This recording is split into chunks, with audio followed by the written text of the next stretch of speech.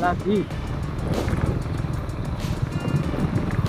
Kelihatannya prasasti ini mau dicuri kelihatannya ini. Karena ini jejak-jejak linggis ini. Entah suatu sebab apa. Ini tertutup oleh ilalang. Dan ini. Loh iya sih Kang. Ini juga jejak dijogel lagi. Loh iya Kang. Lubang entah suatu sebab apa. Ini mau diangkat ini lubangnya ini. Nah ini sangat miris. Ini harus segera diselamatkan ini ya.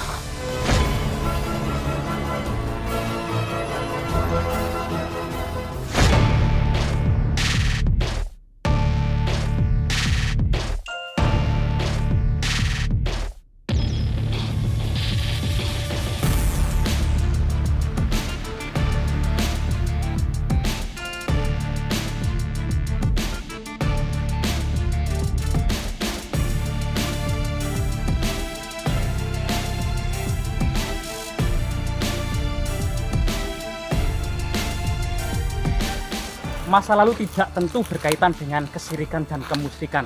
Banyak hal-hal pengalaman sejarah dalam menata peradaban masyarakat Nusantara yang sangat luas dan terpecah menjadi pulau-pulau yang sangat banyak ini.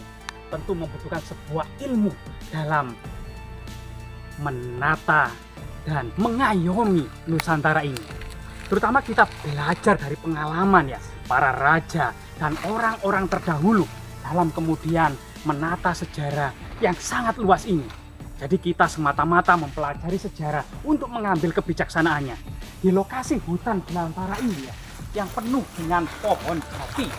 Kelihatannya ini pohon jati emas. Kalau sebesar ini sudah berumur sekitar lebih dari 10 tahun kelihatannya. Pohon jati terutama pada masa Majapahit dan masa-masa sebelumnya merupakan bahan baku pembuat kapal.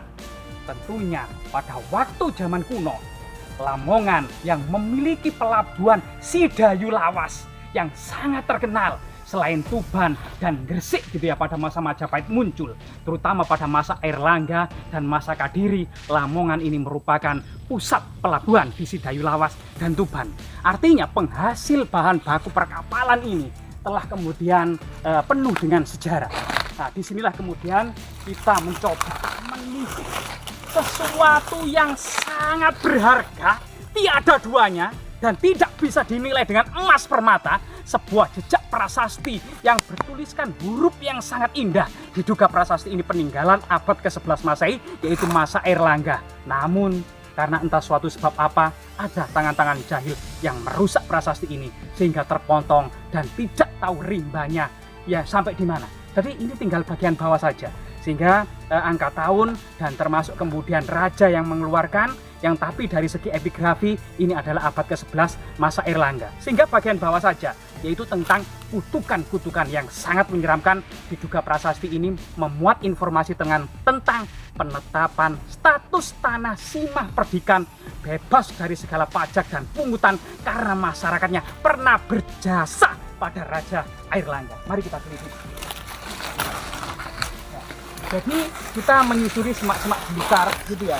Dan di sini ternyata banyak tanaman lempuyang. Nah, lempuyang. Nah, diduga puyang sendiri itu berasal dari bahasa Sangsekerta dari empuh dan sangyang, yang artinya memang ini berkhasiat obat ya. Yang karena memang itu sangat keramat. Begitu juga pucak wangi. Nah, lokasi ini di desa Pucak Wangi. Diduga puh itu berasal dari kata empu, cak diduga berasal dari kata pesilat, wangi, harum namanya. Diduga ini negeri para kesatria dan para pendekar pada masanya. Mari kita lihat. Rahayu, rahayu, rahayu, rahayu, rahayu, rahayu, rahayu. Lihatlah, sangat miris sekali. Di antara semak belukar ini, entah suatu sebab apa, bagaimana kemudian kelihatannya ini sudah dicor ya. Entah suatu sebab apa, ini tertutup oleh ilalang dan semak belukar.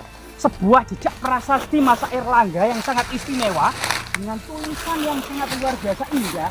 Ini tertutup semak belukar. Nah, disinilah kan kita menemukan sebuah fragmen prasasti. Nah, di sini siapa yang berusaha menjogil ini, mengeduk-ngeduk ini. Apakah ini? Gede sih, Kang. Nah, ini jejak dikeduk ini. Kelihatannya ada sesuatu yang dikeduk di sini ya. Nah, mungkin Bung Hatta Karuna. Di sini kita menemukan salah satu jejak yang sangat sangat historis juga, sebuah pecahan keramik Tiongkok era dinasti Sung ya, era dinasti Sung. Abad ke-11, 12 sampai awal abad ke-13 sebelum dinasti Sung itu dilululantakkan oleh pasukan Mongol, di mana kemudian pasukan Genghis Khan menjebol Wall of China, tembok besar Cina, The Great Wall of China ya. Itu kemudian dinasti Sung dikuasai oleh dinasti Mongol yang dikenal dengan dinasti Juang. Kelihatannya prasasti ini mau dicuri kelihatannya ini, karena ini jejak-jejak linggis ini. Nah ini coba kita teliti tulisan-tulisan yang ada. Loh iya sih, Kang. Ini juga jejak dijogil lagi. Loh iya, Ini Kang. lubang entah suatu sebab apa. Ini mau diangkat ini lubangnya ini. Nah ini sangat miris, ini harus segera diselamatkan ini ya. Jadi ini ada mungkin ini fragmen prasasti yang tergeletak. Nah ini ada jejak linggis untuk mengetahui kedalaman apa namanya prasasti ini gitu ya. Ini kelihatannya prasasti ini mau diangkat apa ya. Coba kita teliti tulisan-tulisannya yang memuat kutukan-kutukan yang sangat menyeramkan. Tapi memang sebagian besar tulisan ini sudah aus ya, sehingga sulit kita membacanya. Kalau ada tulisan yang bisa tidak aus, mungkin kita bisa membacanya. Ini segi 4, bagian kiri pasti ada. Ini. Ini ada tulisannya. Nah ini yang bisa. Apa itu? Rahayu. Nah ini coba kita teliti ya. Coba di bagian sini juga ada ya. Nah ini. Jadi prasasti ini dari batu putih gitu ya. Rahayu. Nah, ini coba kita berusaha mengorek prasasti ini yang cukup aus, bahkan kerowok di sini ya. Jadi ada beberapa tulisan yang kerowok. Kenapa ini ada sesuatu yang ngerowok di sini ya? Nah ini. Nah, samping kiri ini masih berisi tentang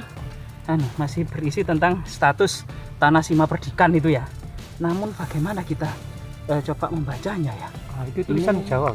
Nah ini Sanskerta. tulisan Jawa kuno. Jadi Jawa kuno ya. Ya Jawa kuno, bukan huruf Palawa, bukan huruf Palawa yang manjang-manjang yang kotak-kotak. Ini kalau yang bulat-bulat yang kayak gini ini namanya tulisan Jawa kuno. Juga tulisan Jawa kuno juga bahasa Jawa kuno atau Kawi ya nama lain dari Jawa kuna atau adalah tulisan Kawi. Nah ini diduga masa Raja Airlangga, dan ini prasasti yang sangat berharga sekali, dan ini tinggalan yang sangat monumental. Bahkan ini abad ke-11 Masehi, yaitu pemerintahan Raja Airlangga itu antara tahun 1019 ya, karena tahun 1016 itu pernikahan Raja Airlangga.